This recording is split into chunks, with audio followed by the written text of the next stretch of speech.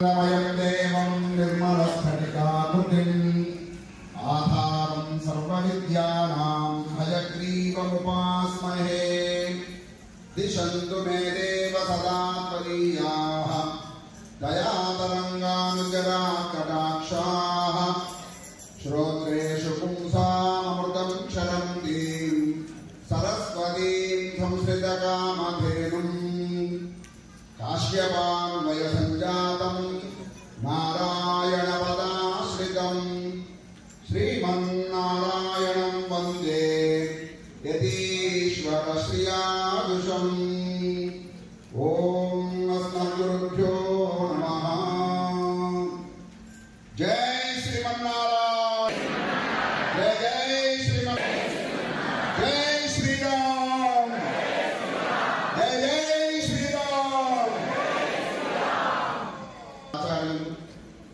श्री श्री श्री विगण्य श्रीमन्नारायण रामानुज चंद्रीय स्वामी वाరి పాదపద్మాలకు దాసోహాలు సమర్పిస్తూ శ్రీ శ్రీ శ్రీ విగण्య దేవనాథ రామానుజ జీయ స్వామి వారి పాదపద్మాలకు సాష్టాంగ దాసోహాలు సమర్పిస్తూ ఈ రోజు చాలా సుదినం. మనందరికీ కూడా ఏదైతే ఈరోజు భగవద్గీత పారాయణ కార్యక్రమాన్ని మనం జరుపుకుంటున్నామో, సహస్ర గీతార్చన కార్యక్రమం కింద ఈ భగవద్గీతా గ్రంథంలోనే శ్రీకృష్ణ పరమాత్మ మనకు ఉపదేశం చేసినటువంటి దాంట్లో మాసానాం మార్గశీర్షోహం అని, ఈ 12 మాసాలలోకెల్లా నేను మార్గశిర మాసం అయి ఉన్నాను అని చెప్పేసి స్వామి మనకు ఉపదేశం చేసి ఉన్నారు. అంతేకాకుండా రేపటి నుంచి మనకు ధనుస్ సంక్రమణం, సూర్యుడు ధనుసు రాశిలోకి ప్రవేశించి నెల రోజుల పాటు ధనుర్మాస వ్రత మహోత్సవాన్ని కూడా మనం రేపటి నుంచి ప్రారంభం చేసుకోబోతున్నాం. నిజంగా మనందరం ఎంత అదృష్టవంతులం అంటే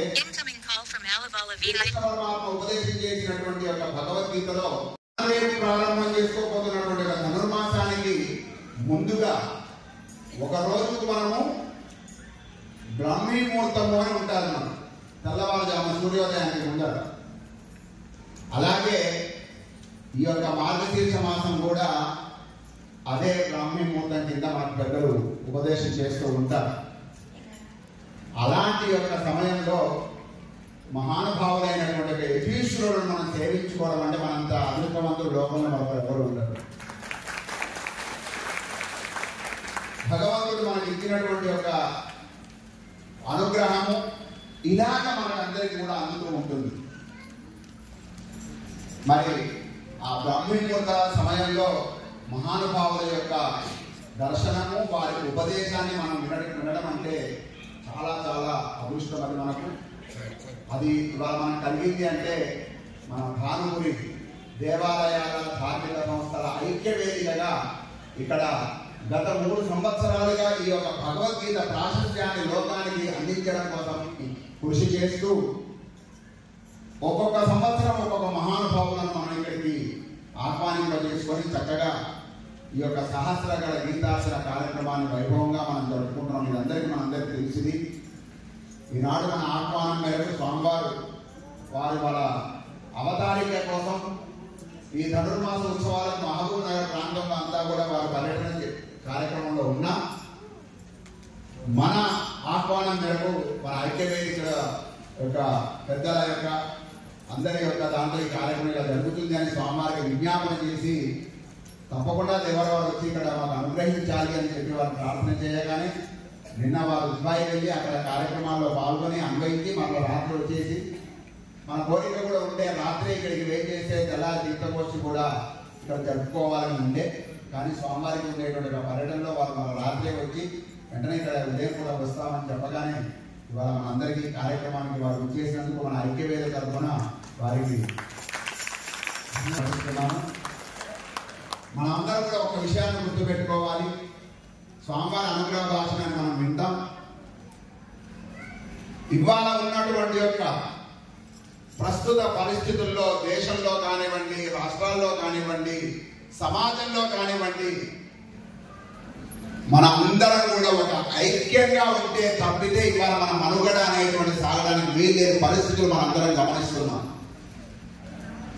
ఇవాళ మన అందరం అనుకుంటున్నాం మన ఇంట్లో మనం బాగున్నాము, మన వ్యాపారాలు బాగున్నాయి, మన ఉద్యోగాలు బాగున్నాయి, మన కుటుంబం బాగుంది, నేను ఇంట్లో తింటున్నా మంచిగా ప్రశాంతంగా పడుకుంటున్నాను మనం అనుకుంటున్నాం. గుర్తుపెట్టుకోవాలి ఒకటి, తప్పనిసరిగా మనకు ఎవరికి కూడా ఏ రాజకీయ పార్టీలతోటి కానీ ఏ ఇతర ఉండేటువంటి వాటితోటి కానీ మనకు వ్యతిరేకత లేదు.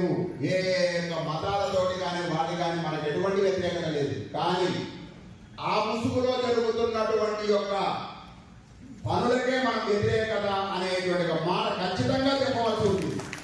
మనం గుర్తుపెట్టుకోవాలి. ఇలాంటి కార్యక్రమాలు జరగాలంటే భక్తి కోసమనే అనుకోకూడదు. వాళ్ళు ఏదో స్వామిని పిలిచాము మనము భక్తి కార్యక్రమం జరుపుకుంటున్నామని, కానీ ఒక ఐక్యంగా మనమంతా ఉన్నాము అని తెలియజేయడానికి ఒక చిహ్నంగా కూడా మనం గుర్తుపెట్టుకోవాలి. మనం మాట్లాడలే ఎక్కడ భయం భయం భయం లోపల మనందరం కూడా ఏం మాట్లాడితే ఎవరేమంటారో, ఏ పార్టీలకు వ్యతిరేకత వస్తుందో, ఏ సంఘాలకు వ్యతిరేకత వస్తుందో అనేటువంటి యొక్క దాన్ని మన లోపల ఉంటుంది. అది మనం అలా ఉండవలసిన అవసరం లేదు. అవసరమైతే బయటికి వెళ్తాము, నిలబడతాము, ఎదుర్కొంటాము అనేటువంటి యొక్క విషయాన్ని మనం ఖచ్చితంగా సమాజానికి తెలియజేయాల్సిన అవసరం ఉంది. ఇది మనం చెప్పే వాళ్ళు కాదు, సాక్షాత్ శ్రీకృష్ణ పరమాత్మనే చెప్పాడు. మనం గుర్తుపెట్టుకోవాలి. ఇలాగా లోపల ఉండే ఒక భయాన్ని, లోపల ఉండే సందేహాలు పెట్టుకుని ఉన్న అర్జునుడిని నిజంగా పెట్టుకుని ఈ భగవద్గీత యుద్ధ సమయంలో చెప్పాడు, యుద్ధం చెయ్యి అని చెప్పినటువంటి ఒక భగవద్గీత గ్రంథం మనం నేర్చుకుంది. అవసరమైతే సమాజానికి దిశానిర్దేశం చేయడానికి, ఎదుర్కోవడానికి మేమంతా ఉద్యుక్తులమని చెప్పడం కోసం, అందరినీ ఉద్యుక్తులు చేయడం కోసం భగవద్గీత ఉపదేశం చేశాడు శ్రీకృష్ణ పరమాత్మ. గాంధీవం సప్తదే అర్థాలు ప్రత్యేక ప్రజలే నాకు నా చేతిలోంచి గాంధీవం జారిపోతుంది, శరీరం అంతా ఒరిగిపోతుంది, భయంగా ఉంది, ఏదో ఏదో అనిపిస్తుంది అని చెప్తే నువ్వు నిమిత్త మాత్రమే లేచి నువ్వు పని చెయ్యి అని చెప్పేసి ఆయనను ఉద్బోధన చేసి నిలబెట్టినటువంటి శ్రీకృష్ణ పరమాత్మ ఆ మాటను హిందువుగా ప్రతి ఒక్కరూ మనందరం కూడా జ్ఞప్తి చేసుకోవచ్చు. ఈ సంఘటనతో మనందరం కూడా ఇవాళ చూస్తున్నాము. కేవలం మీద పారాయణ కోసము, భజనల కోసము, పూజల కోసమే మేము లేము.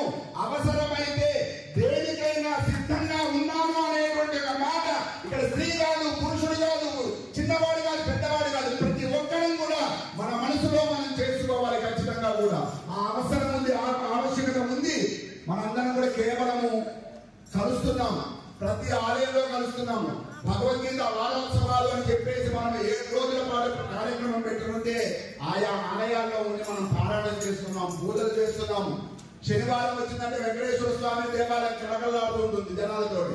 మంగళవారం వస్తే ఆంజనేయ స్వామి కలకలాడుతూ ఉంటుంది భక్తులతోటి. ఒక్కొక్క వారానికి ఒక గుడి అంతా కూడా కలకలాడుతూ ఉంటుంది జనాలతోటి, భక్తులతో. మేమంతా భక్తులు అని చెప్పుకోవడానికి గుడి నిండా భక్తులు ఉంటారు. కానీ అదే దేవుడికి, అదే మన ధర్మానికి ఏదైనా ఒక చిన్న అది వచ్చినా కూడా ఎంతమందిని ఉంటున్నా మనం అక్కడ దాని మీద మనం మాట్లాడడానికి అంటే ప్రతి ఒక్కరి ఒక క్వశ్చన్ మార్క్. ఏంటో ఎన్ని పనులు ఉంటాయి, వ్యాపారాలు ఉన్నాయి, ఉద్యోగాలు ఉన్నాయని మేము రావలేమండి. ఏమని మన ఇళ్ళలో మనకి అయితే ఫంక్షన్లు అయితే ఇంకో కార్యక్రమాలు ఉంటే బంధువులకు ఉంటే వెళ్ళట్లేదా? 1 గంట సమయం మనం ఇవ్వలేమా? దానికోసం అవసరమైతే బయటకు నిలబడలేమా?